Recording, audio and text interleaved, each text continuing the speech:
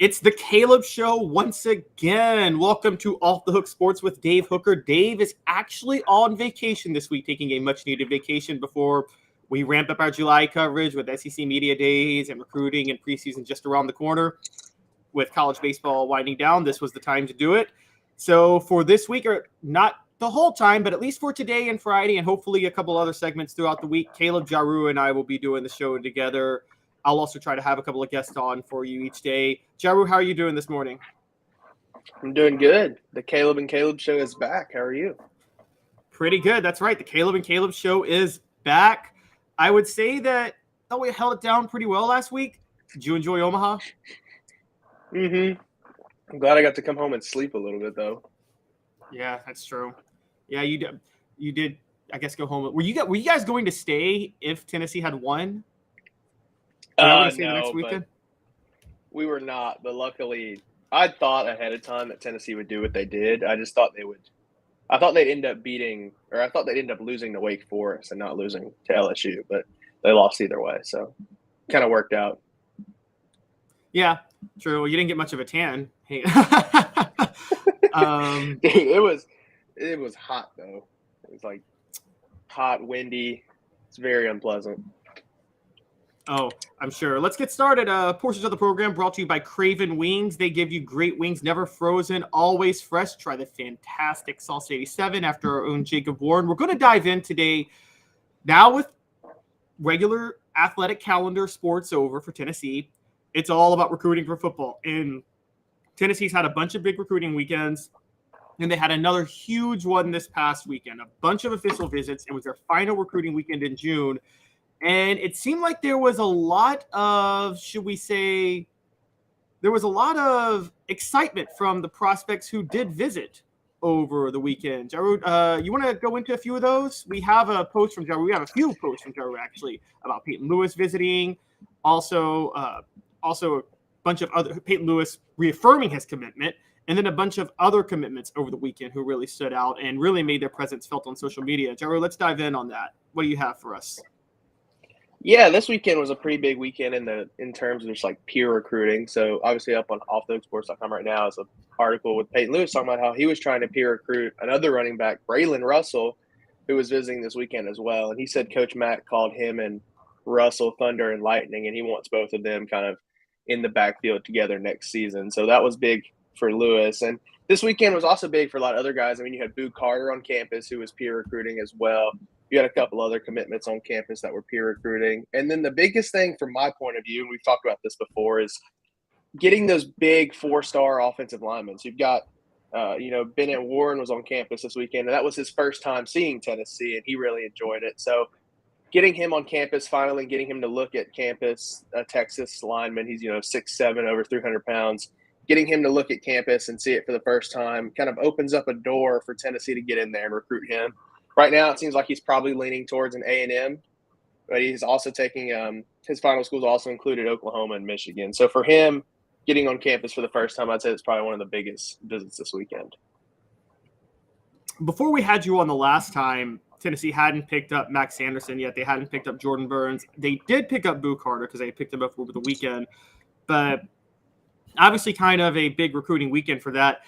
With this past weekend of visits, it really seems like recruiting is starting to – would you say summer recruiting is starting to heat up for Tennessee? And it's something you called. You said it may not be as quickly as what Florida's doing, but you did rightly predict it would eventually pick up. Would you say that's what's happening right now?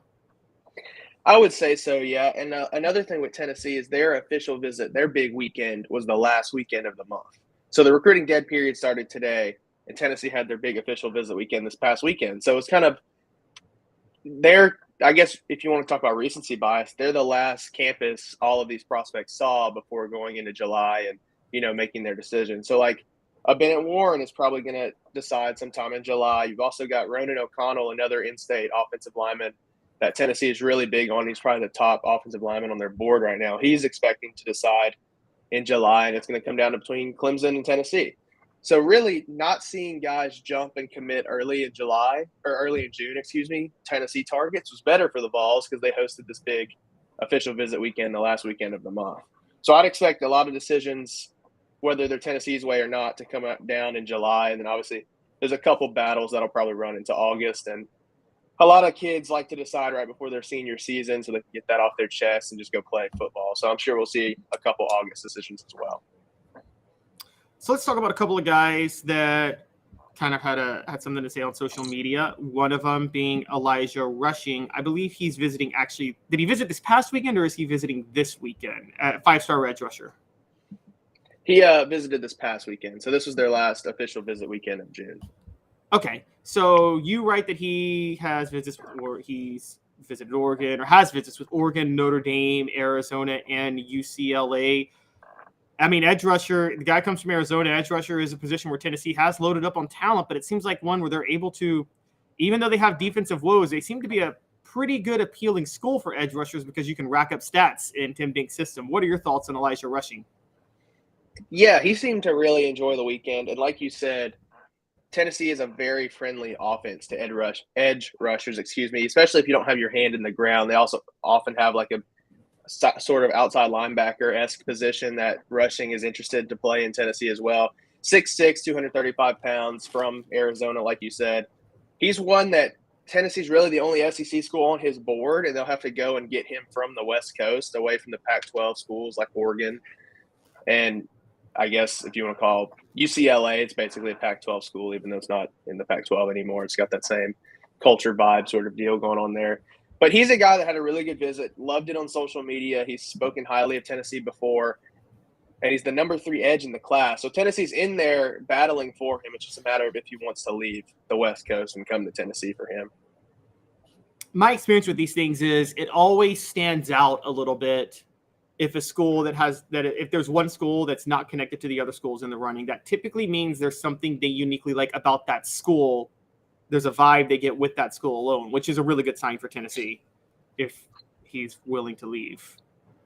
Yeah, I agree, especially since Tennessee's the only SEC school. I mean, I would say Tennessee's facilities can battle with, Arizona, UCLA, and Oregon. Now, if he just wants to go to LA, Tennessee really can't argue with that. But if he wants to compare, indoor facility to indoor facility, I'd say Tennessee is right there up with the schools he's considering. Let's talk a little bit about Braylon Russell, the other open commitment from this past weekend. You talked about Peyton Lewis recruiting other running backs. Russell, you write that he is set to commit July 14th. The race has come down to Tennessee and Arkansas. It's funny because Arkansas is his hometown school, but is it a red flag to you that it's down to Tennessee and Arkansas and not like Tennessee and Alabama or Tennessee and Georgia or something like that? I think just because it is his in-state school, and for him growing up, I'm sure he was watching Arkansas a lot more than he was watching Tennessee as well. Arkansas also gives him the chance to play a lot earlier than Tennessee, just for the sake of that's Arkansas. It's not as deep of a roster right now. But for him, like I said, Peyton Lewis was really trying to get him to come. I mean, Jerry Mack was calling Russell and Peyton Lewis. He was calling them thunder and lightning in the backfield. Thought they'd be a very dynamic duo, and really they see Russell as the last running back in their class to kind of round out their 24 group. So he's going to commit on July 14th. I'm sure we'll hear a lot of things between now and July 14th, but it does look like it's coming down to Tennessee and Arkansas. He also officially visited South Carolina as well, but I don't see them being a major player in the end of his recruitment. And lastly, this was an unofficial visit, but 2025 athlete Daryl Johnson. One of the big things that we've noticed with Tennessee is they're really getting out ahead with some of these commitments. Max Anderson, that was the biggest reason they got his commitment, was they offered him before anybody else. They scouted him and they noticed him. Is Daryl Johnson one of those guys too? Would you say that they're really getting out ahead of the curve and that should help them long term? And talk a little bit about him coming out of Georgia. Yeah, so he has a couple other schools that he holds offers from, like Alabama, Georgia. But talking to him, he did say that right now, just how hectic his visits and schedules and camps are, that he hasn't had a chance to sit down and really think about what schools are at the top of his list right now, but he plans to do that very soon. And for Tennessee, obviously they had seen him before. It wasn't the first time. Like, he didn't come to the camp on Sunday and get offered. Johnson said he came and he didn't even participate in the camp on Sunday. He just took a tour, took a visit, and he sat down with Brian Jean-Marie and he said they talked for about 10, 15 minutes, and he was like, I really like your personality, and you seem like a good kid, and that's how he ended up with offer from Tennessee. So he's, like you said, he's a guy that in the long run is somebody that should probably land. 4-star prospect. They're getting in with him early from the state of Georgia. So it's a battle where they have to go into Georgia and kind of get him out of that state. But like I said, he's still early on, hasn't evaluated his top schools, but I'd say he was impressed with Tennessee's facilities and obviously liked them enough to come take a visit, use his last weekend of the dead period to visit Tennessee. So I'd say, like you said, getting in with the 25 athletes early, there's a couple others that were on campus this weekend as well that they're trying to build relationships with is pretty big still in Tennessee's recruiting. So to the message boards real quick. Good morning, Rocky Top Tom, first commenter. For those of you asking, no, Dave is not on the saucer hungover. He's on a family vacation. Okay. His son is going to college this year. He wanted a family summer vacation, a much-deserved summer vacation. It's the end of June. He's allowed to do that. Mr. Jones says and Smoky Mountain Red both talking about the possibility of Tennessee having a top 5 class. I think it's possible. I still predict like a 5 to 7, 8 range, Jarreau, but I think a 5 to 8 range is fine for Tennessee with Heupel scheming to go with that. They just can't be below that. Yeah, and I think when you combine transfer portal pickups as well, which I'm sure Heupel will have some more before the 24 class even gets to campus, then it'll work out all right. I would say 5 is probably a little high. Even I'd say 6 to 8 right now, just because of some of the momentum some other schools had. But the class is still a long way from done, so we could see them jump into top 5 for sure. Just depends on if they can win a couple of these big name battles. Exactly. And Travis asked who would choose Arkansas over Tennessee. It's not 1955. Well, Travis, this kid's from Arkansas that we're talking about. And honestly, before last year, Arkansas was actually a more high-profile program than Tennessee. People had more faith in them under Sam Pittman. So that wasn't that long ago. And if KJ Jefferson has a rebound year, watch out. I mean, look, if a certain Arkansas head coach didn't get in a motorcycle accident, we might be talking about them as still a top 10 program. And Mr. Jones has a Nico question. We got a Nico post up from last week about expectations. I think he would be ready, but it's Joe Milton's job. We're going to get to Joe Milton soon, actually, funny enough. But Smoky Mountain Red is asking you a question, Jarreau. Do you have a Star Wars Stormtrooper Funko Pop behind you? I do. I have several, but there's one in screen right there, I guess. Captain Phasma, but there's a lot of Star Wars Funko Pops up there. Look at you killing it. I'm a Star Wars fan too. So, all right. I'm not going to engage anybody that engages in conspiracy theories about Dave being off this week. Just so you know, we're going to show him the proper respect. Great history point, Elias. 1955 was the year Bowden Wyatt went from Arkansas to Tennessee. Funny year to randomly pick. That's a very, very good point. Okay, so before we move on from this, Joe, I wanted to talk about just national recruiting rankings in general. Tennessee still, I would say, fringe top 10. One of the interesting things, though, to me is something you said seems to already be happening. Florida seems to have peaked, and they're going to slowly slide. They're already down to number 4 after being number 2 last week. Ohio State and Michigan are right there at number 2 and number 3. Michigan has always been on the fringe top 10, top 15 range with Harbaugh. They're now top 5.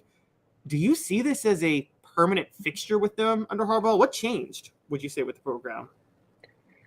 Well, there's been some talk about – so Michigan's never been able to go into Ohio and get a kid they wanted, but Ohio State could always go into Michigan and get a kid they wanted. And you're kind of seeing that change a little bit. I think the Urban Meyer-esque team and recruiting is sort of done. So I worry that – I guess don't worry, but for Ohio State's sake, I think they might be losing their grasp a little bit on their kids. Because, I mean, you probably have a better thought on this than me, Calhoun, but it seems like in the past, like I said, Michigan could keep their kids in Michigan, but if Ohio State wanted a kid from Michigan, they got them. There really wasn't any question about it for the most part. And then with Florida, like you said, I really do think they peaked just because all of their commitments were Florida leans. So it's just kind of they got all of their guys to commit in the same weekend. It wasn't anybody groundbreaking that they really won a big battle over.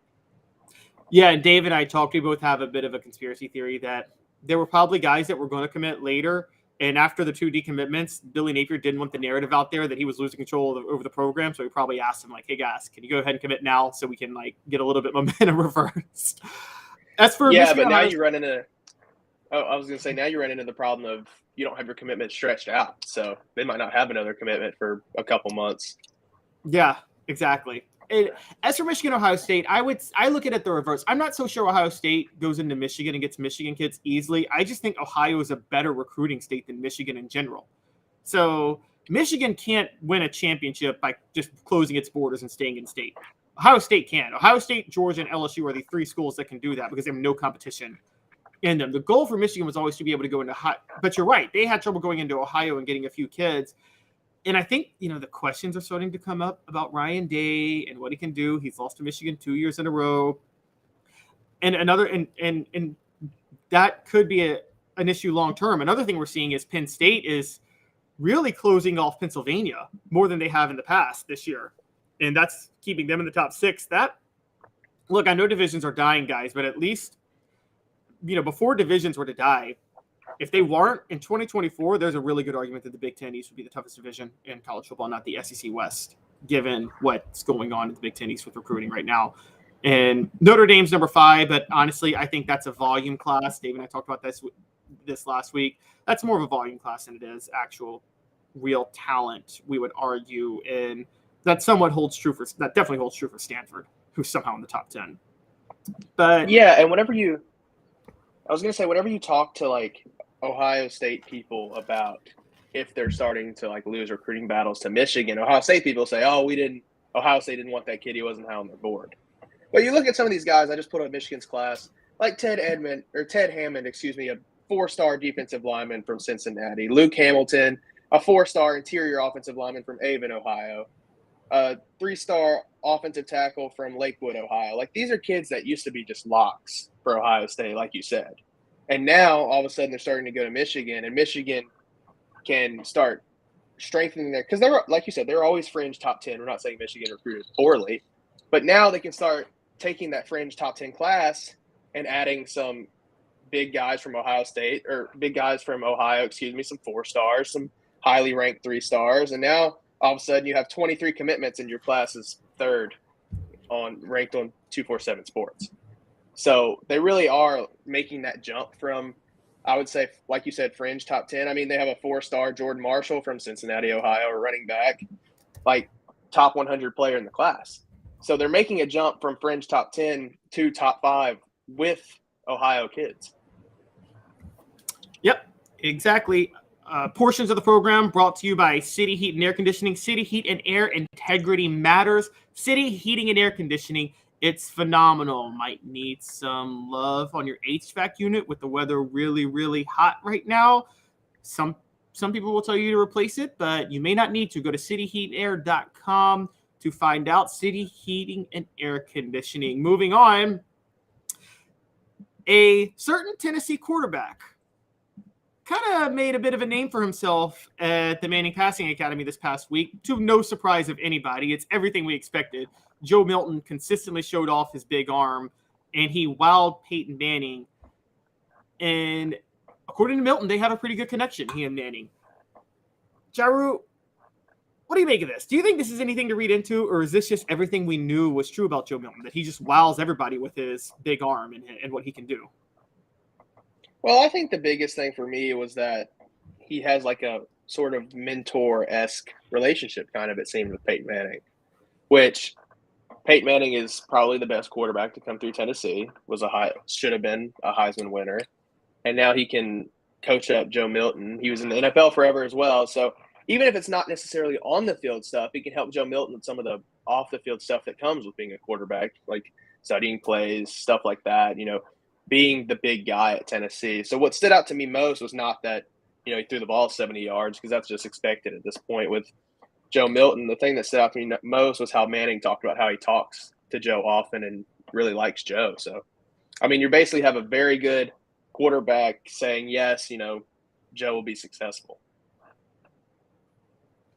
Yes, and I want everybody to take this with a grain of salt. Peyton Manning is the ultimate diplomat. When Peyton Manning speaks positively of something, it means absolutely nothing.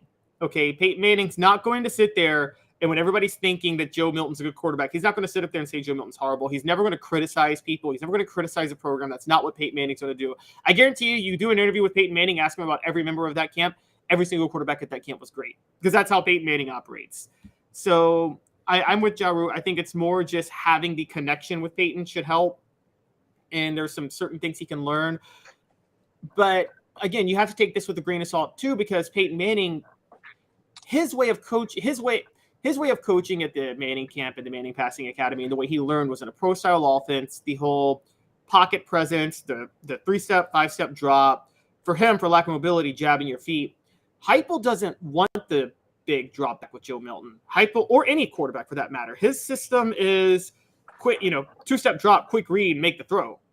And that's not really conducive for developing you for the NFL. Now, that's not a problem because NFL coaches can develop you on their own. That's not that hard to develop into. But it's not going to help you much when you're trying to learn, quite honestly, from Peyton Manning because he is more the pure pro-style drop-back quarterback who, again, learned mobility and pocket awareness. I think the biggest thing Joe could learn from Peyton Jarreau is pocket awareness. Would you say that's probably the most important thing? I would say so, and I think that kind of comes into the mental part, like I mentioned, because obviously I don't see Joe Milton and Peyton Manning teaching each other, or I don't see Peyton Manning teaching Joe Milton, like throwing mechanics or, like you said, the 3-step drop, because it was just a different game that Peyton Manning played in college. So I really think, like you said, pocket awareness and some of the other mental stuff, like maybe just locker room stuff, like how to be a leader the right way now that Joe Milton is the starting quarterback in the locker room. Stuff like that where you can just ask Peyton Manning for advice because Peyton's been through that. So pocket awareness, I would say, is a big thing because oftentimes you don't notice a quarterback has good pocket awareness until they don't. And then it usually shows up with like a strip sack or, getting blindsided and the defensive lineman takes it back for a touchdown. Yes, I'm sure you remember that was Hendon Hooker's biggest weakness in 2021 and probably the biggest improvement he made from 2021 to 2022 was his pocket awareness because I did not see him as an NFL quarterback in 2021 specifically because of that. And then overnight, I mean, how many times did he get sacked last year? Like 5? Was it even that many? Yeah, and the only blindside sack I remember was against LSU when I can't remember who was in, which running back, but they missed the assignment. And so there was just a free rusher. Yeah, and I mean, obviously Jalen Wright is not the running back who does that often, so it was kind of like chalk it up as, oh, well. But that's the only time I can remember Hendon Hooker ever really getting blindsided, and it looked like he didn't know what was happening in the pocket. Besides that, like you said, he'd step up, make throws, step back, make throws. He could roll out. Like, that's just stuff that you don't really think about, but it's probably arguably the most important thing for a quarterback, especially in this offense. Yeah. I mean, he's not going to have to learn the whole methodical picking a defense apart the way Peyton Manning did because of the way this offense goes. But he is going to have to learn the pocket presence, particularly with the way the receivers run there. They need time to get down the field. Sorry, I said I wasn't going to engage, but this comment from Travis. Travis, come on. Dave's not in rehab. He probably is hating on Joe Milton secretly to himself right now, but he's not in rehab. You guys are just absolutely ridiculous right now. I didn't want to engage, but so I'm sorry. I'm going down these message boards, and I'm just dying right now. We try to limit when we go down the whole rabbit hole of the message boards, but some of y'all are just too funny, and it's hard for me to just ignore what some of y'all say. Now, Gene Dasher has a great point that Peyton was a really good resource for Hendon Hooker. Gene, that is true. Largely, though, it was about Hooker's pocket presence. Hooker mostly, now David and I disagree on this a lot. Jarreau, I want to know what you think. I think Hooker's deep ball accuracy was always there. I didn't see much improvement. Not because I thought he was already elite as a deep ball thrower in 2021. I just thought it was his pocket presence that kind of held him back. Did you notice much of a change in his actual deep ball accuracy at all from 2021 to 2022? No, his deep ball actually, I think, was always there. I think a lot of it was sort of – I do think in 2022 we got to see more deep balls because of pocket presence, like you say. And I also think a little improvement may have come from just his offensive line improving as well. I mean, you had Darnell Wright really come into his own in 2022. You had a solidified Javonte Spraggins on the other side helping Hendon Hooker get the ball down the field as well. So I think that played a role into it a little bit. But like I don't think the accuracy was always a problem, but getting the balls off was not as big of a thing in 21 as 22. Yeah, I agree. And you're right. The improvement on the line was a big thing. And that's going to be a big question this year with Jerome Carvin gone, Darnell Wright gone, Joe Mincy moving over to right tackle. By that token, you have 3 new positions next year that are going to be played on the offensive line, which is going to be a big question. I would say that one of the things that's intriguing about Heupel's offense is everybody thinks that, you want the conditioned offensive lineman that can get down the field, but Javonte Spraggins is proving, man, at guard, that 325, 330-pound blocker is still valuable at guard in Josh Heupel's offense. Yeah, and you look at a guy like Spraggins, and he can still get up and down the field, I'd say, pretty well. So I think you are seeing that you can be, I guess more so in this system, you can be conditioned at 325, 330 to get up and down the field and still be very effective on the line compared to more of like our guy like a Cooper Mays build where you're a smaller guy that's more of a speed blocker. And you can make the argument as well that you don't have to hold your blocks as long in this offense either. So that could save some energy and help you have smaller linemen on the line as well, because the ball's off in a lot shorter time than you think about a 3-step drop offense. Right. I think it is crucial for the guards to a certain degree because they're still Heupel's offense more than others depends heavily on the run and on the north side, on the vertical rushing attack, not your misdirection counter plays. I mean, we're talking like straight up and down, north and south. But you are right. A lot of it, there are a lot more. It's a lot more about leverage than winning man-on-man matchups, I feel like, a lot of times. Cooper Mays showed that. Oh, my mind drew a blank. Who was the massive Florida defensive lineman last year that Cooper Mays won battles with consistently? Oh, I know who you're talking about. The one there, if you look at his picture right now, it's him running the ball and stiff-arming Spencer Rattler. Oh. Yes. It's – I got to look this up real quick. But, yeah, it was basically Cooper won – Was it Des Watson? Was that his name? But yeah, it's Des Watson. That's him. Okay. That picture where he's putting Spencer Rattler into the ground is like the best football picture ever. Just because you have a 400-pound lineman running the ball and stiff-arming Spencer Rattler. Yeah, that's true. I think that was the week before Tennessee played Spencer Rattler and got torched by him, funny enough. But, yeah, Cooper Mays won those battles with him, which was crazy to think about. So, yeah, that was pretty crazy. Coming up, is Tennessee going to make the 12-team college football playoff in 2024? And are we entering a moneyball era of college football, as one fellow college football TV show host seems to think? We're going to touch on both of those things. Stay with us. 2 minutes. We'll be right back. Estamos en Craving Wings South North Shore location, where we've heard people say that you can get the best wings in East Tennessee. Pero ¿quién es este? El número 87, Jacob Warren. I'll just do 6 of my sauce 87, please. Imposible, señorita. Dale 6 más. Look at these wings. Perfectas, deliciosas, fantásticas. Man, I don't know what you're saying, but it sounds awesome. How do you say fresh, never frozen in Spanish? Frescas, nunca congeladas. Make your way to Craving Wings and get you 6 más. What was funny about Kate is we were a full continuum of care at that time. We had detox, we had inpatient, we had outpatient. So we were doing a lot of the things that we do now. But now we just do them so much better. It's really a simple program, but we're complicated people. I am what I am, and now I got to do something about it. You can take your life back. Call Cadis today. Got cataracts? We can fix that. Never miss another moment. With a little help from Doctors Campbell, Cunningham, Taylor, and Hahn at cctis.com.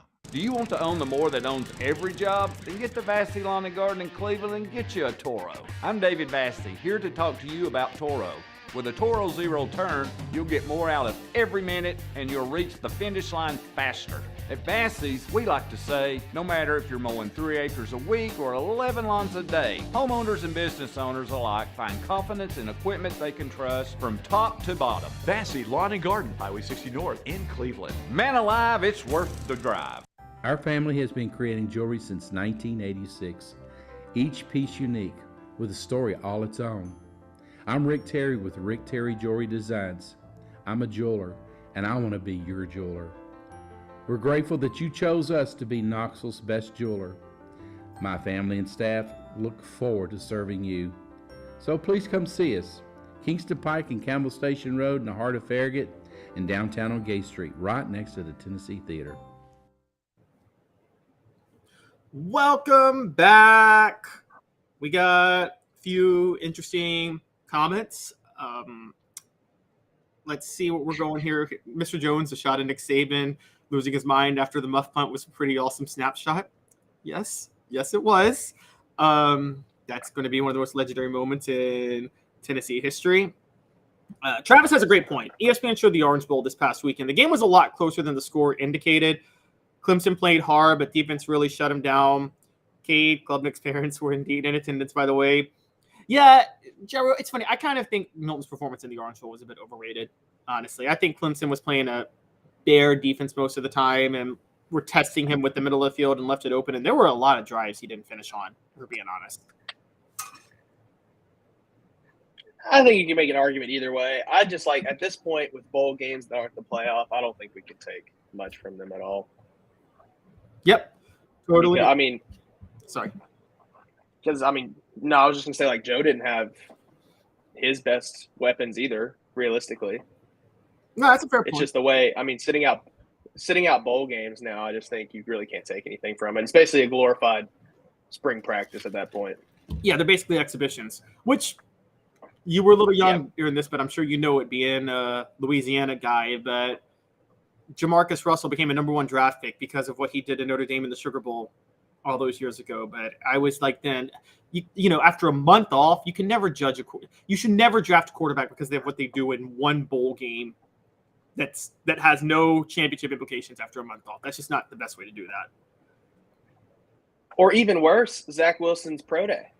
Remember the whole throwing off one foot? Oh, yeah. And then he got drafted by the Jets, and now look at how that turned out. So, and it's funny you bring up Jamarcus Russell because that was the first tweet I saw with the video of Joe Milton throwing the ball, was everybody asking if he had the strongest arm since Jamarcus Russell. Oh, gosh. Yes, definitely not a guy you want to be compared to. I think Joe Milton has much better intangibles than Jamarcus Russell, and maybe a much better set of leaders around him in terms of coaching. Jamarcus Russell had the ultimate enablers in Les Miles and Jimbo Fisher. So, well, it's a little bit, we got to be a little bit fair on that. All right, moving on. Yes. We don't think that Tennessee football is going to make the college football playoff this year. It would be, if they did, that's great for the program. If they don't, I think most of us think that's fine. It's still a 14 playoff. But in 2024, when Nico Iamaleava starts, I don't have the sound effects, forgive me. And when the playoff expands to 12 teams, I think Tennessee should expect to make the playoff that year. But our boy Brad Crawford over at 247 Sports disagrees. He did a early projection of next year's college football playoff. And the first round was Boise State at Alabama, Florida State at Michigan, Kansas State at LSU, Oregon at USC. Quarterfinals were the teams that would get the first round byes are Georgia, Ohio State, Clemson, and Oklahoma, which is crazy because that means he's giving 2 SEC teams first round byes. But SEC teams he's putting in are Oklahoma, Alabama, Georgia, LSU, and somehow no Tennessee. Jarreau, I think it's crazy that he's putting Oklahoma in as a top 4 team with a bye and Tennessee not getting in.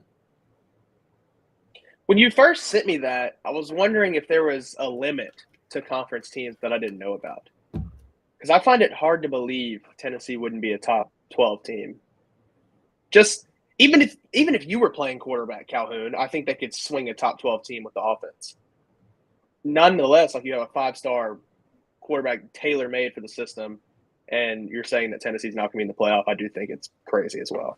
Yeah, it's absolutely ridiculous. And you're right. It's technically there's a limit. The limit is 7 conference teams because, you know, you got the top six conference champions and then the top 6 wild cards. So technically you can't have more than 7 teams in your conference. But yeah, I think the thing that drives me crazy is I'm wondering where he's getting this Oklahoma pick from. One, we've seen Oklahoma's schedule in 2024. They get the most brutal draw possible. And on top of that, I'm not much of a believer in Brent Venables, quite honestly. There's a long history of having of red flags being raised when defensive coordinators wait forever to get head coaching jobs. Now, yes, you could say that was the case with Kirby Smart, but as everybody knows, Kirby Smart, he was waiting for the right job. He had other offers. He just didn't want to take those offers because why take those offers when you can wait for the right job to open? Brent Venables had trouble finding a job for a long time. That's a red flag. And then Oklahoma's got a brutal draw, and he goes from that to saying that Oklahoma's going to be a top 4 seed in next year's playoff. I'm sorry, that just makes no sense to me. And I mean, I think, gun to your head right now, Jarreau, Tennessee or Oklahoma, who would you say would get a playoff bid? I would say Tennessee. I mean, I don't think you talk about Venables. I think Venables is a great defensive coordinator, which is fine. But I don't like the idea in 2023 of hiring defensive-minded coaches because the game is going away from, they say defense wins ball games, but it's not very often that we still have, I think back to just LSU, Alabama in 2011 where it was like 9-6 because both defenses were just absolutely dominant that game. Like, I don't think we have that anymore. I think that part of the game is gone. I think you have to have an offensive-minded head coach really at this point.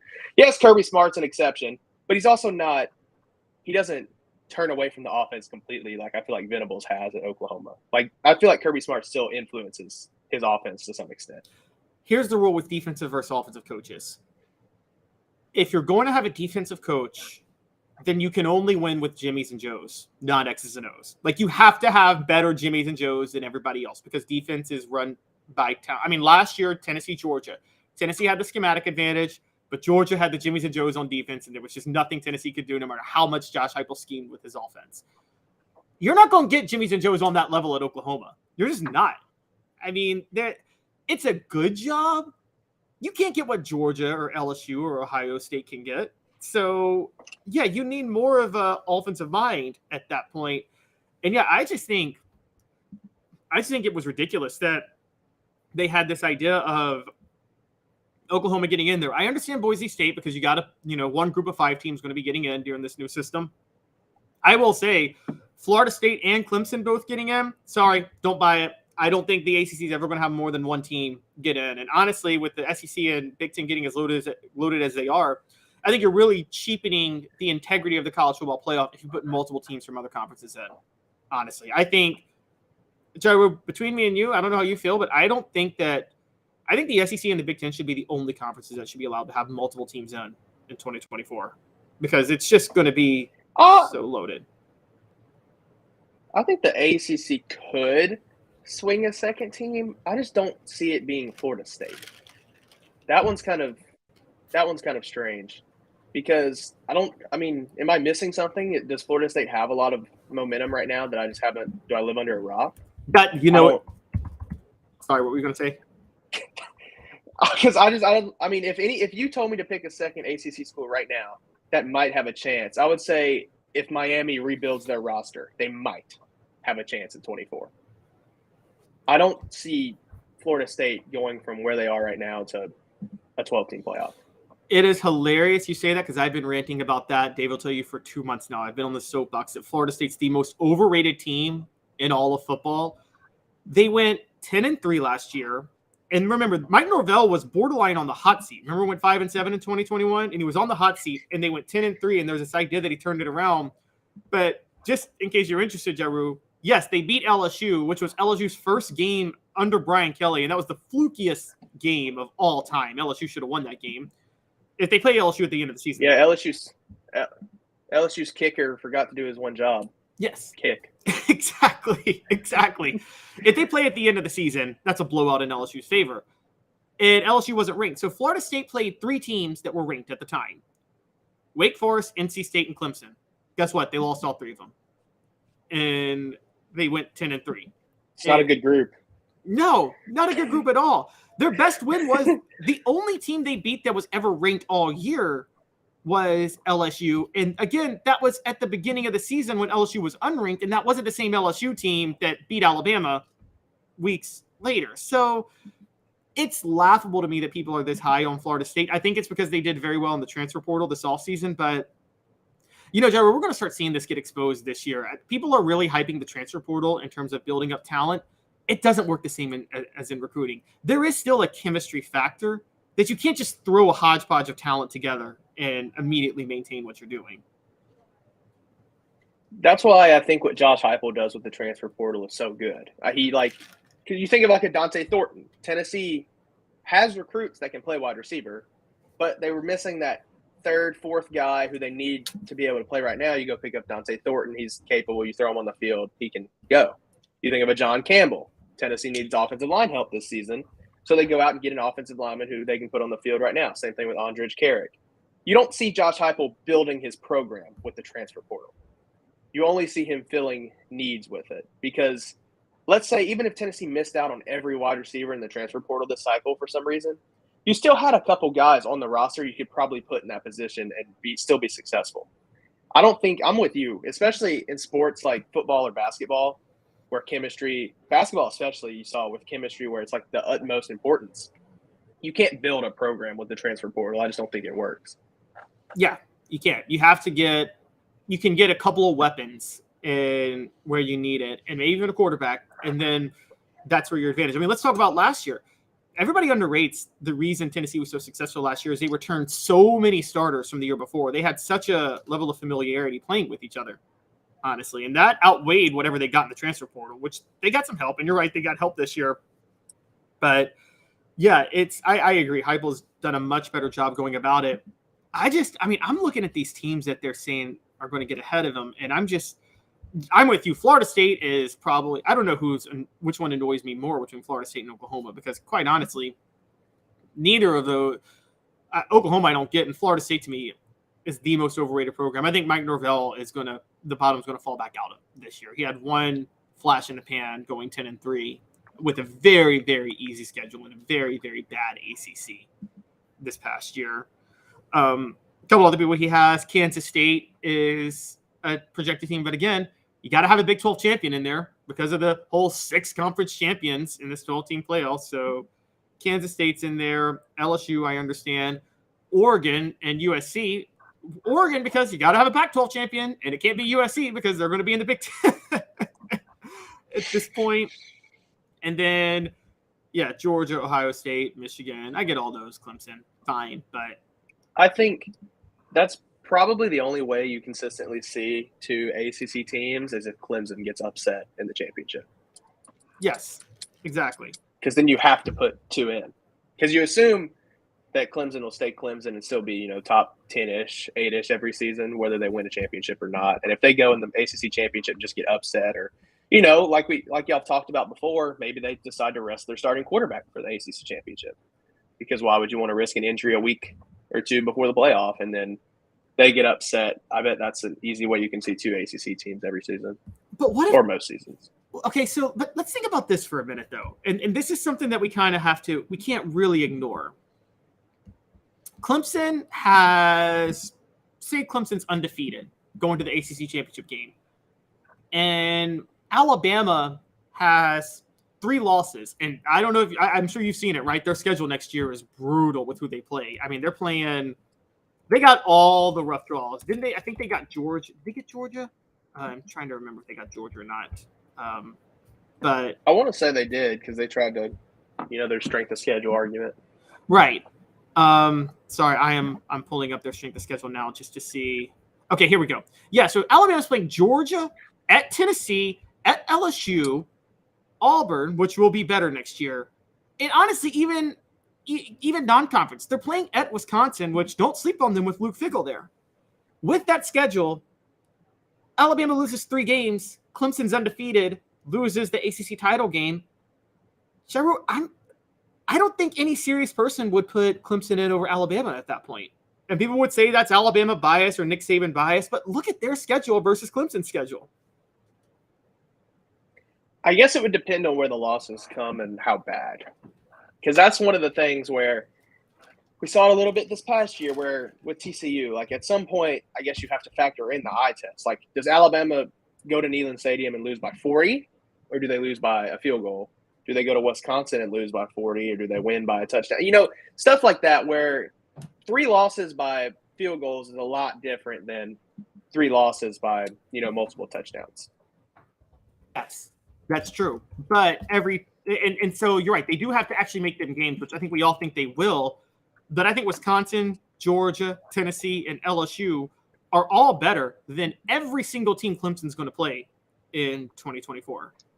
And so that's really the big problem for me is that this is where I'm kind of at, like, with the ACC and these other ones, you should have to win your conference at this point if we're going to do these top 6 conference champions, because these wildcard teams, again, I'm sorry, Clemson, you lose the ACC title game, you're out. This is, given what the SEC and the Big Ten, too, to their credit, the Big Ten's going to have to deal with this, too. If you're playing Ohio State, Michigan, and Penn State in a year and you have 3 losses, that's the same. Those are all 3 tougher teams than anybody else. So this is my thing with the playoff. I don't see how you could make the case for a second ACC team and also for Oklahoma getting a top 4 seed. That just ain't happening. By the way, Alabama visits Oklahoma next year too. So Brad Crawford thinks that's going to be a really brutal game for them.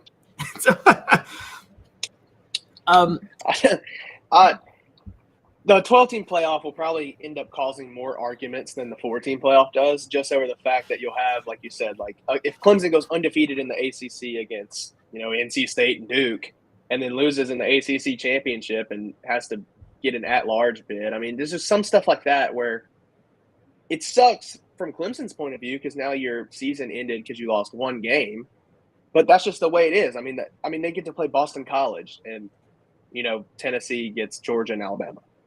It's just the way college football works at this point. Yeah, exactly. And that's fine if it works that way, but it's not fine if the college football playoff committee. And I think when people get, Josh Pate says this all the time, and it's true. It's so annoying when people say you are what your record says. No, you're not in college football. This isn't the NFL. Okay. And we all know that Alabama would have done exactly to TCU what Georgia did to TCU last year, even though I don't think Alabama belonged in the playoff because the results do matter. To the message boards real quick. Rocky Top Tom talks about no way the ACC should get 2 teams in a 12-team format. I agree. He agrees with you. If Miami rebuilds astronomically quickly, maybe they could be the one to compete. And so Elias talks about it would have been, actually, this is a great point. Bill Snyder and Kansas State in the portal era would have been very intriguing. Jarreau, you may not know this, but funny story, Tennessee was expecting to play Kansas State in the national title in 1998, but Kansas State was upset by Texas A&M in the Big 12 title game. Texas A&M had Brandon Stewart at the time, who was Peyton Manning's backup at Tennessee and transferred because he lost the job to Peyton Manning. And I'm going to say something that Tennessee fans don't like to hear. Tennessee probably wouldn't have beaten Kansas State, not because they weren't better, but because John Chavis had no idea how to stop the triple option at that time. Chavis was not very good with, should we say, cutting-edge offenses or offenses that were different than what he regularly faced. Elias also says fans are going to get annoyed. Sorry? I was going to say calling the triple option cutting edge is crazy. Well, he wasn't used to facing it regularly. So, yeah. Because nobody in the SEC was running it. Tennessee canceled the Army game this year because they didn't want to face the triple option. Yeah. Was it the Army game, right? This past year they did. I don't blame them for that. That was probably more so because the way, defensive linemen are going to tear their ACLs having to play the triple option. That's just the way it works. Oh, yeah. 2006, Tennessee beat a top 10 Cal team, got to the top 10. The next week they play Air Force and beat them 31-30, lose their best defensive lineman for the year and their best cornerback, Inky Johnson, for his career. And then they have to play Florida the next week. You don't want to play those triple option teams, Not fun. So Elias has a good point, and I want to know if he says lots of fans are going to get really annoyed with being part of massive conferences when they're 20 years in without winning any titles. I talked about this with Dave recently. Maybe, but Jarreau, I don't think conference titles are going to carry that much weight in 20 years, honestly. I think in 5 years, conference titles are going to kind of be irrelevant at this point with the 12-team playoff. Yeah, I think in football almost with these conferences, you almost want to add a regular season champion like you have in baseball and basketball. Because you talk about it, you hear a lot of people talk about it. Like if you win the regular season SEC championship in basketball instead of making a miraculous run in the tournament, it often holds more weight because that's a that's 15, 16 games over instead of just 3 games of getting lucky in a tournament format. So I agree. I don't know how much they really weigh at this point. I mean, I guess for the 14 playoff, obviously it's pretty big. But, I mean, what's going to keep teams from, like I said, resting their starters in the conference championship? Like, if Georgia's undefeated in the SEC, plays in the SEC championship, why don't they just roll out their second strings? Yeah, that is why I guess you would theoretically say the first round bye is a big thing because you don't have to play that 1 week, which has a role. But the big issue would be, would you rather finish third in the conference or second? Would you rather finish third in the conference or lose the conference title game? Because if you lose the conference title game, that's an extra week, and it's not like, and that's going to cost you a first round bye. Because D has a great point. Conference champions should be in the top 15 or forfeit its automatic bid. I would go even further and say they shouldn't even prioritize conference champions because, well, the College Football Playoff Committee, as you know, Jarreau, they already are. It's already in their formula to prioritize conference champions if it's close between 2 schools. They're supposed to prioritize conference champions. So if you can't make the case to be in the top 15, then it makes no sense for you to be one of the top 12 teams at that point because you're already getting a favorable push by being a conference champion in the college football playoff rankings. That is a tiebreaker for them. So I think this is so laughable how they're going about this, honestly. Yeah, and I agree. I think for the SEC, I don't know if a conference championship makes sense, but like you said, for the Big Ten, I think they should probably keep a conference championship the way the format works right now. Because, I mean, I would be willing to bet in a couple years, there could be years where you can argue, like for Big 12 or Big 10 teams, that none of them deserve to be in the playoff. But since they won, or even like the Pac-12 after USC and UCLA leave, like if Oregon has a down year, but they still win the Pac-12 championship, you can make the argument that they shouldn't be in the playoff, but they won their conference championship, so they get to be in the playoff no matter what. So it's kind of like auto bids keep comparing to basketball, but like auto bids in basketball, like those schools probably shouldn't be in March Madness. And sometimes there's upsets that take away auto bids from or qualifiers from schools that deserve it. But that's just the way the format is. So I think eventually they won't carry much weight for conferences like the SEC, but I wouldn't doubt that the conference championship is still a big thing for like you've mentioned, the Big 12, Big 10 conferences like that. Yeah. It's for the ones that won't put multiple. Probably not Big 10 because Big 10 is going to be right there with the SEC. But yeah. Yeah, you're right eventually. But the Big 12 for sure, I could see Kansas State and somebody battling for their life in a conference championship to make it to the playoff. Yep. Rocky Top Tom, I want to push back on you for a minute because you say this entire conversation is making old school true competitors roll in their graves. Can you imagine asking these questions to Bob Nealon? Okay, maybe if we're talking about transfer portal and NIL, but I got to be honest, realigning conferences and super conferences, Bob Nealon was part of that. Remember, the Southern Conference, when Bob Nealon took over at Tennessee, had 22 teams in it, and not every team played even the same number of games. Tennessee played 6 games. Other teams would play 8, and quite honestly, I don't think Bob Nealon was complaining when he won the 1927 Southern Conference title, playing 6 games, and he played one of the 6 best teams in the conference. So, I mean, look, Bob Nealon benefited a lot from this type of formula that we're complaining about right now. It actually helped propel his status. Before we move on, portions of the program brought to you by Zen Sports, peer-to-peer gambling. It's going across the state of Tennessee. It is excellent. It is so much fun. We're going to have some betting odds with you guys that you can bet against us for when the season starts. This is very cutting-edge gambling. Zen Sports. Go download the app. This is going to be one of the most exciting new phases of sports gambling going forward. Zen Sports. Go check out the app now. So speaking of changes in college football, and NIL was just mentioned, our boy Josh Pate, I'm not going to show the YouTube clip because it was too long, but he made a very good case yesterday, Jarreau, when I was listening to him about one of the biggest changes coming to college football. And one of the things he said was that we're about to enter a moneyball era of hiring coaches. So over the past 10 years, college football has the major programs. Texas A&M was the biggest one, but quite a few others. Alabama started. This was Nick Saban, have decided we need the best coach possible. Let's open up our checkbook for as much money as possible to get whatever coach we can And if he doesn't work out, we'll give him a huge buyout. That's fine. We'll pay the buyout. We'll corral money from the boosters, and then we'll go just find another great coach. It's not as much of a risk. But now that money is going to be a little bit tighter, and the buyout money is going to matter a little bit more because you need money now for NIL. Now, I know people like to pretend that it's not the same money. It's the same money because this is money coming from boosters. Okay, so you need that money for NIL. Josh Pate had a great argument that we might be entering a Moneyball era of coaches where people start meticulously, analytically trying to break down what makes a coach successful and how they can get the best value for a coach. Jarreau, here's one area where I disagree with him on that, and I want to know what you think. I think we overvalue the success of coaches and not the infrastructure of the program for why that coach was successful in the first place, if I'm being honest. And I want to know your thoughts on that. I get what you're saying.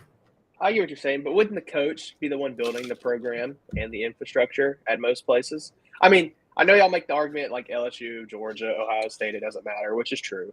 But other schools like the Texas A&M, don't you think Jimbo Fisher is partially responsible for building the infrastructure that would make Texas A&M successful?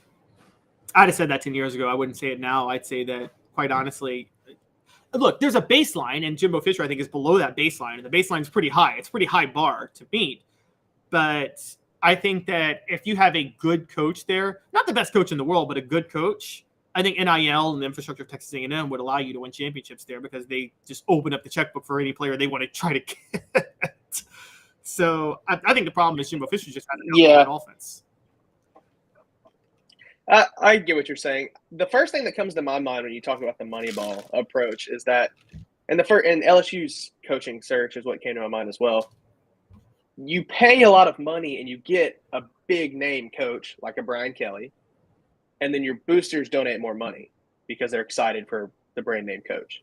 If you take the Moneyball approach and you hire, an offensive coordinator from somewhere, you don't really drum up that wow factor of hiring the guy. It sort of makes me think of like a Jeremy Pruitt. Tennessee hires Jeremy Pruitt. Nobody that I know was jumping out of their seat with joy to have Jeremy Pruitt as their coach. Now you take a Josh Heupel who had success at UCF, and a lot of people were excited for Josh Heupel to come to Tennessee. So I think whenever you take the Moneyball approach, you lose that wow factor, big name coach that can get fan bases excited. Okay, but what if you're at a school like, say, Nebraska, where you just are going to have a hard time? Well, I guess that actually is the opposite. If you're Nebraska, you open up the checkbook to get whatever coach you can because you're not going to be able to lure a lot of players anyway, and you try to find some analytical advantage you can get. But yeah, I really think a lot of times hiring coaches, if you get the big name, even if they just become like a CEO more so than an actual coach, the big name when your program's in the dumps and you need a new head coach, and Wisconsin brings in a Luke Fickell, that can energize a fan base, energize players to want to go there. Versus if you hire a coach who's an analytical mind, sure, but who's excited if you take a quarterback's coach or an offensive coordinator from XYZ school to come be your coach? It doesn't have the same factor that a big name does when you hire a new coach. So I think more important than a big name, if you're at one of these other schools, is having a coach who has a system that hasn't been figured out. And that's where I think Josh Heupel, because I've always said Tennessee was a little bit limited on what it could do recruiting-wise, and they've always been. So I think the mistake Fulmer made hiring Jeremy Pruitt, Fulmer did that. He thought the principles from when he was head coach still applied. Okay, the reason Phil Fulmer was successful in the 90s was because Ray Goff was coaching at Georgia, and Alabama was on probation constantly, and Tennessee was able to go into those states and pluck out some talent. Okay, the minute Mark Richt got to Georgia and the minute Alabama stabilized, Tennessee fell apart because you can't just win at Tennessee out recruiting other schools because other schools have better recruiting bases. I would say Fulmer didn't understand that and hired Jeremy Pruitt thinking the same principles could work. So I would say if you have a cutting edge system as a coach, and I think the hard thing with this is where I think Moneyball or not, the hard thing with the athletic directors now, I think the most important thing is find the coach that has an offensive system that no one's figured out yet. And I mean, that's what Danny White found with Josh Heupel. He knew that no one has figured out this system, and the SEC would have a really hard time adjusting, the same way they did to Steve Spurrier with the Fun and Gun in the 90s. And by the time someone does figure out Josh Heupel's system, he will have built up so much credibility as a head coach that he'll still be able to recruit at a high level. I think even if you figure out Josh Heupel's system, he can still have success because there's so many ways Josh Heupel's offense can attack you. I mean, they can go over the top. Well, Clemson took that away. Well, Joe Milton nickel and dimed all the way down the field all night. You know, if they take away the middle, then you can still go back over. I mean, you still at some point you only have 11 guys on the field. So if you choose to take away the deep ball, Tennessee will eat you up in the run game, or they'll just throw it over the middle. So I agree with that to a standpoint, and I guess Josh Heupel would probably fall somewhere in between in the moneyball conversation because he still was not like a no-name guy, but he was more of an analytical coach with a good offensive system. So I guess he would be somewhere in the middle. And honestly, that's probably where a lot of these colleges want to lie, is somewhere in the middle, where you get a guy where, like, nobody was questioning Josh Heupel could win football games. It was just a question if he could do it in the SEC. Well, he brings his offensive scheme and his analytics and the Moneyball-esque part of himself and wins games in the SEC, and now he's a proven, credible head coach.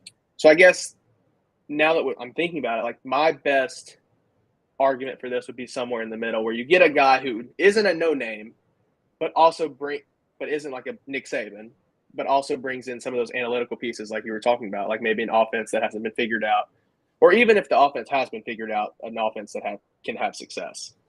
Right, exactly. Yeah, that's what I think too. I think it's a lot of different factors that go into play, and this is where, and also they can get the type of personnel to run their offense at the school they're at. This is the flaw with Scott Frost. I don't think Scott Frost is a bad coach, but his system depends on speed, and Nebraska's not getting speed. It's funny. Elias just asked, could I see a program at this level doing analytics? Nebraska's going all in on analytics. They're fully embracing analytics with Matt Rule, and don't sleep on that. But to embrace it, you have to know what makes your program uniquely good. So if you're Nebraska, it's craft an offense that hasn't been figured out that is offensive line based. That's what you need to do if you're Nebraska. And I was just about to say it has to be a culture fit too. Yeah. Because like Josh Heupel is still a Southern coach. Like he was at UCF. And you think of like a Luke Fickell going to Wisconsin. I feel like his personality fits Wisconsin football perfectly. I agree. And I think that'll be a good hire too. Wisconsin's another place like Nebraska where it's offensive line heavy, run the ball down your throat. And I feel like Luke Fickell's personality and the way he goes about himself fits that Wisconsin mold perfectly. So I feel like a lot more goes into it than analytics, especially when you're talking about college football more than, Moneyball works in the MLB because everybody has the same goals and there's really no play style differences or territorial differences. But I mean, if you're comparing like Nebraska football to Miami football, it is world different. And you have to have a coach that can fit that mold and continue with those, I guess you want to call them stereotypes, but that's how those schools are going to have to win football games. Yep. And don't sleep on the Big Ten is making some moves right now, knowing that because they just signed that $7 billion deal across different TV networks. They're lapping the SEC in their money. That's why Wisconsin just fired its longtime loyal coach in Paul Chryst and brought in Luke Fickell. That's why Nebraska brought in Matt Rule. Kirk Ferentz isn't going to last at Iowa. These schools are going to be in really good shape going forward. You think Iowa can't score 24, 26 points a game? Was it that many? I thought that was the whole season they scored 24. I thought it was a whole season they scored 24, 26 points. And I don't know. In his contract, he's got that clause. I really wish whatever channel Iowa plays on, there's a ticker in the top right-hand corner. And it starts at like 314 points or whatever his total has to be for the season and just ticks down every time they score. Because, he's going to have to put up 50 on whatever cupcakes they play because they're in rough shape. That's going to be such a funny season. Terrible shape. Portions of the program brought to you by Vassy Lawn and Garden. Whether you're coming in from Knoxville, Nashville, Chattanooga, doesn't matter. Vassy Lawn and Garden will save you a lot of money with their buying power. Man alive, it's worth the drive. Vassy Lawn and Garden. When we come back, we got one more segment to talk about. We're going to kind of look back on this Tennessee Vols athletic season now that it's over.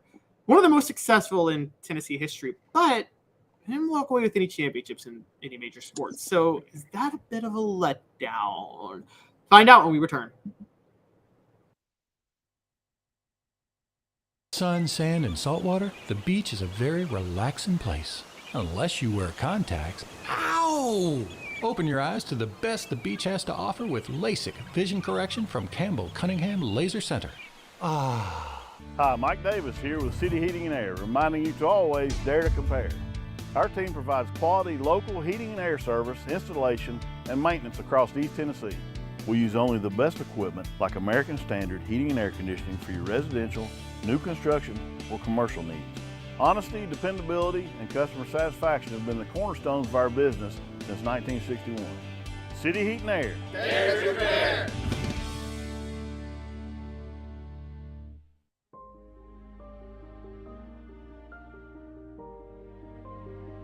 Our family has been creating one-of-a-kind pieces of jewelry in West Knoxville since 1986.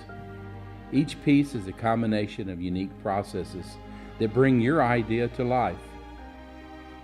Every day in our shop, a truly special item with a story all its own is being manufactured in our facility, bringing the history and family sentiment into a whole new generation of life. We're grateful that you chose us to be Knoxville's best jeweler, a title that we value and respect. Because to me, being a jeweler and owning a jewelry store are not the same thing. I'm Rick Terry, I'm a jeweler, and we want to be your jeweler. Kingston Pike and Campbell Station Road in the heart of Farragut, and downtown on Gay Street right next to the Tennessee Theater. When you want a hard cider that's easy to enjoy, one that's crafted to perfection, you need Tennessee Cider Company. Some say it's the signature cider of the South. Others say it's the cure to your craving. They all say you'll savor every sip. With a selection of ciders free to sample, all it takes is one taste. Visit tncidercompany.com for more information, as well as to shop our ciders and merchandise online. Thirsty yet? Doors open at 10 a.m. Welcome back. We just pulled it up. It's actually his offensive coordinator, Brian Ferenc, but he must average 25 points a game for his contract terminates in 2024. So great. And if he averages 25 points a game, his contract just adds another year. Oh, wow. That's kind of intriguing. All right. So College World Series still going on. I believe the final game is tonight, right, Jarreau? And yep. Game 3. All right. So Tennessee's not in it, but they made the College World Series. They were the only program to make both College World Series, a New Year's Six Bowl, both Sweet 16s. By far, in terms of just raw numbers, the most successful athletic program in the nation, and arguably the most successful they've had, if you take it all analytically, ever. But no national championship in any sport. Now, a lot of people think this is going to be the norm for Tennessee athletics. Guys, I'm here to tell you that may be the case, but don't count on it. It's very rare to be this successful across all sports regularly, no matter how much stability you have. Given that fact, is it a bit of a letdown, Jarreau, that at least one of these schools didn't walk away with a national title this year? I don't think so, just for the simple fact that you have to look at where the athletic department was, 2 years ago. I mean, football was burning. Men's basketball has always been consistent. Women's basketball was still rebuilding really after Holly Warlick. And baseball was really, before 2021, was not good at Tennessee, consistently good at Tennessee. So I think also we have to look at what sport were any of these teams favored to win a national championship in. Because I would argue that really baseball especially made a miracle run. I don't think many people had any of the teams favored to win the national championship. So I don't think it's as much of a letdown. Sure, it's disappointing that, they couldn't get farther in any of the sports. But with where the athletic department was 2-3 years ago, I think it's miraculous that you see this much stability and this much success under Danny White. I think baseball they did start the year number 2, but I think everybody who actually was keyed into the program knew that they shouldn't have been number 2 to start the year. So it wasn't their fault that they were overhyped. I think the one letdown was the Lady Vols. If you remember, the Lady Vols were number 4 in the middle of the 2021-22 season before injury set in and just wrecked them down the stretch. They got everybody back. They loaded up in the transfer portal. They started this past year ranked number 4 and then just could never really get it going. So I think the women's basketball program was a bit of an underachieving team. I think Kelly Harper has done a better job this year, maybe retooling the roster, having better fits in how she's going to run it. And Tamara Key coming back is a big deal. But I think that's the one team that you could say, you know, they probably were a bit of a letdown, the women's basketball team. They should have gone further than the Sweet 16 at the very least. Yeah, I think they should have went farther than the Sweet 16, but I still don't think they were championship favorites necessarily. Which, I mean, you can argue they had a lot of transfer portal additions. It took a long time to gel. I mean, the loss of Tamara Key was massive because that's what, and for anybody who's watched the Lady Vols recently, their defense runs around Tamara Key. She's the anchor in the defense. And then all of a sudden, you know, I think it was 3 weeks into the season, you take out your best defensive player that you base most of your schemes around and are forced to learn how to play basketball again. So I agree with you. I think she's retooled the roster. I think they'll be very successful this next season because they do have fits, and more specifically, they'll be able to stretch the floor this season with the shooters they picked up. But I would say they should have went farther than the Sweet 16, yes. Championship, I don't really think so, I guess. But I get the mantra, and I've seen it on Twitter too, that people are kind of making fun of Tennessee fans, like, oh, Tennessee should hang a banner about making the Sweet 16 in both basketballs and winning in the Orange Bowl, but you didn't get any championships. I don't think it's a letdown necessarily, though.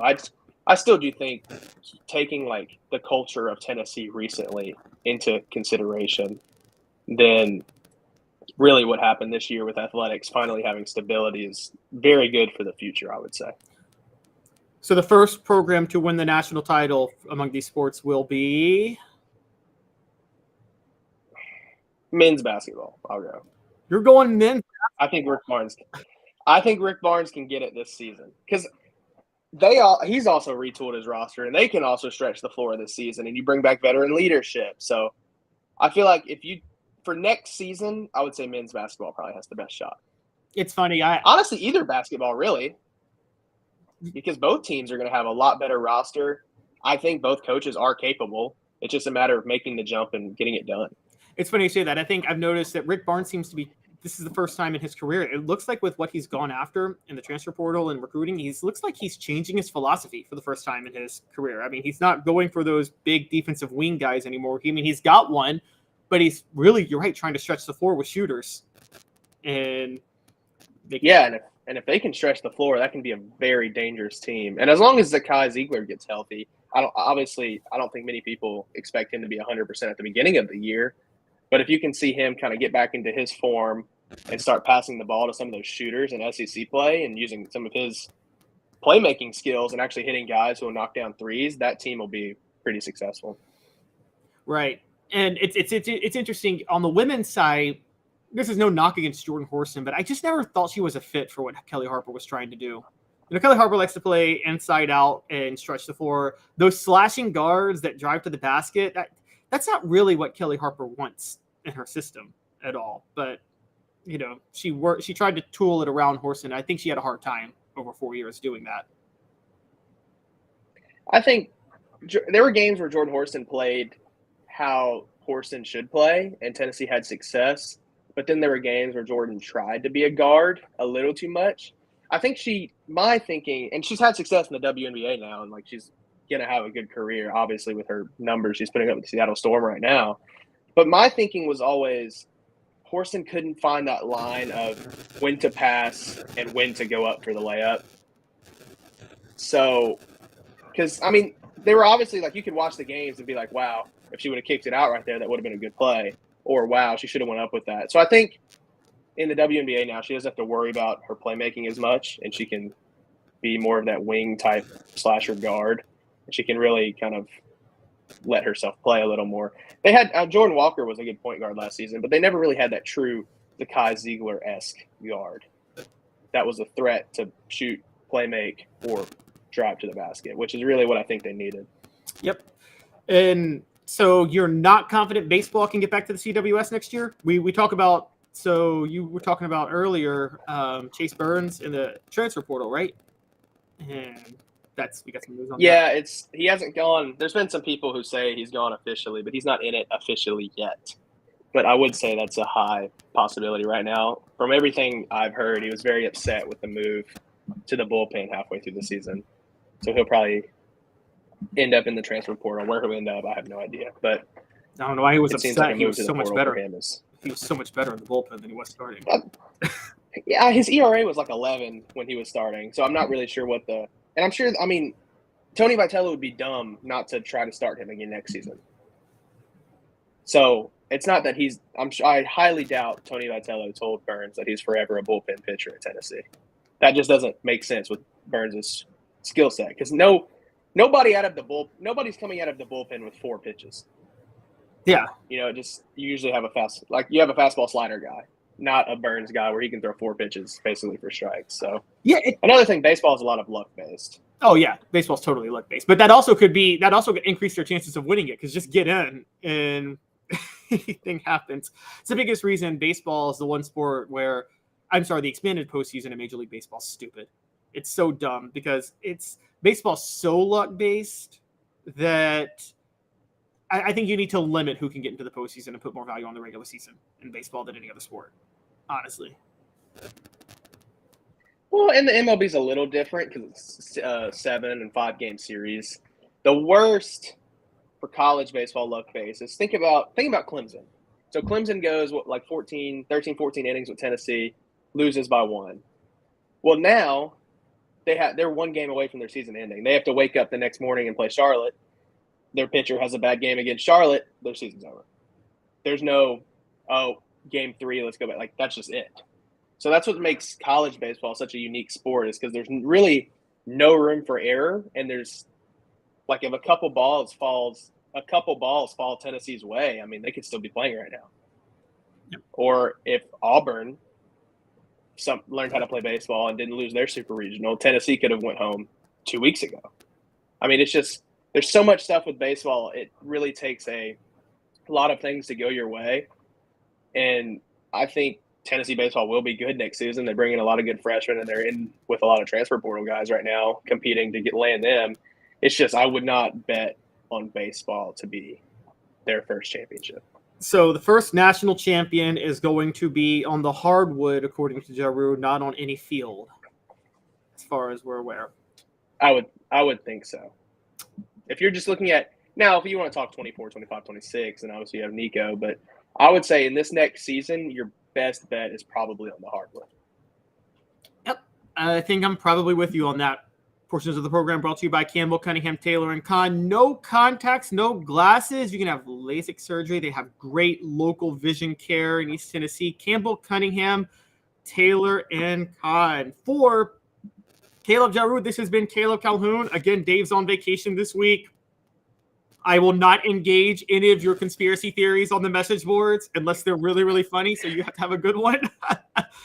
But yes, Campbell, Cunningham, Taylor, and Kahn. Jarreau, thanks so much for doing this. And you guys have a great rest of your Monday. Enjoy the last week in June. Enjoy the summer. Have a good